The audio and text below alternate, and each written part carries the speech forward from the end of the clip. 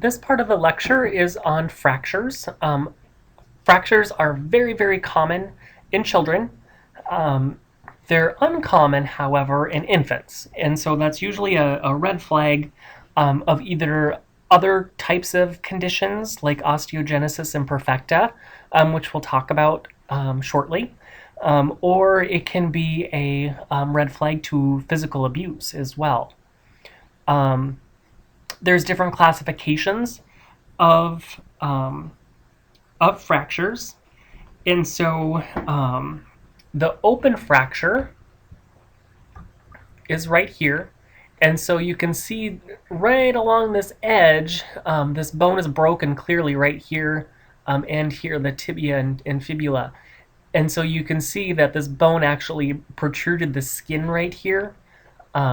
And so that's why it's an open fracture, because it opened up the skin.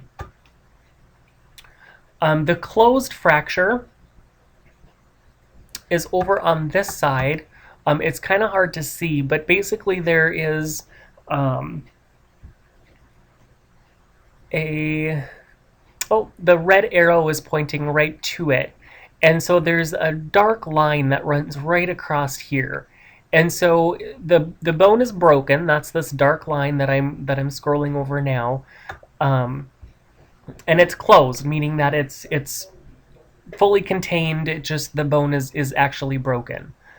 The green stick is right here, and green stick there's usually an incomplete fracture, and so you can see how it's still solid on this side, but on this side is broken, and so they call it green stick, because if you've ever peeled off a green or a fresh stick from a tree or branch from a tree, and you go to bend it or break it, it kind of has a similar effect where it might rip or tear a little or break partway, but not fully break complete. As a result, since only one side of it's broken, the other side is going to have some sort of a bend in it. These are real common in osteogenesis imperfecta. Again, another diagnosis that we're going to be talking about shortly. Comminuted fractures are right here, and these ones are quite nasty.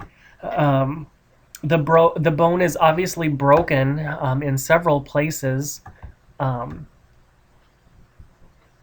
Many places, and it actually has splintered off, so you can see it kind of various splinters here and here.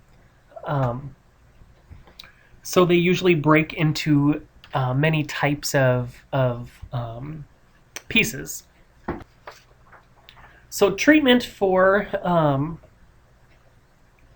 fractures just depend on what kind of fracture there is. Depends how old the child is, that sort of thing. Depends on where the fracture's located at. And so sometimes they have what's called reduction and immobilization.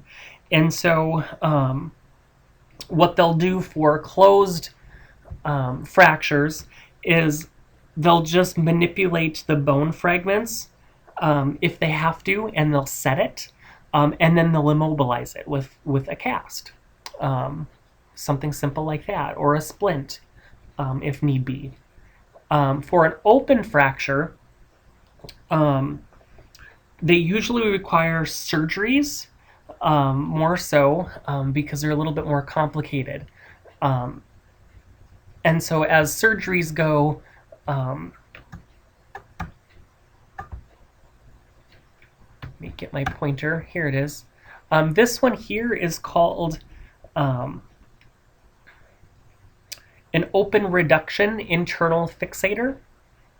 Okay, so open reduction internal fixator.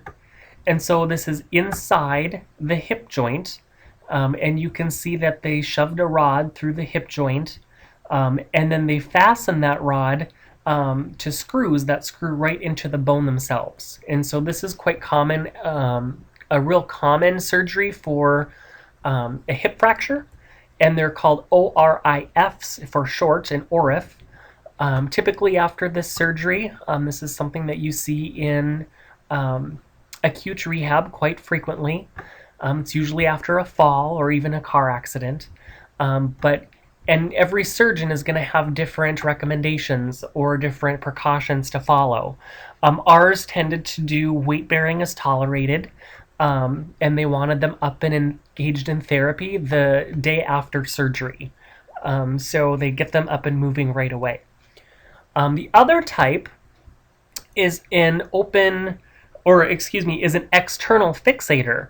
And so here you have hardware that's on the external part of the body, and there's actually screws that go and drill directly into the bones to hold them into place.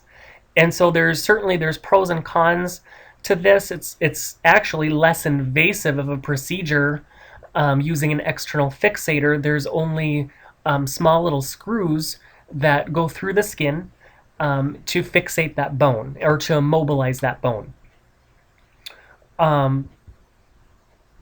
They're usually people with external fixators.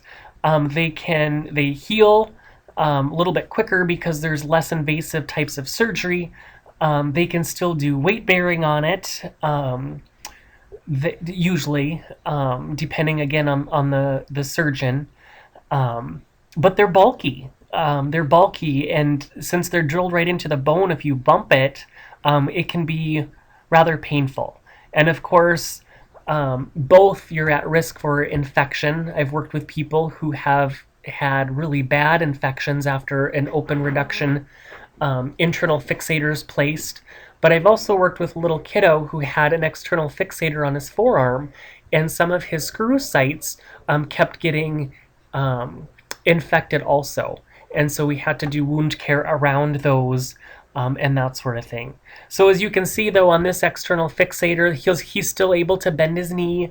He's still able to probably bend his ankle, and he's stepping on it. And so that is kind of the strength for something like this, is there's far less time healing from an open surgery for something like this, and then the other joints can remain functional, and you don't have to worry about ankle stiffness or knee stiffness or things like that.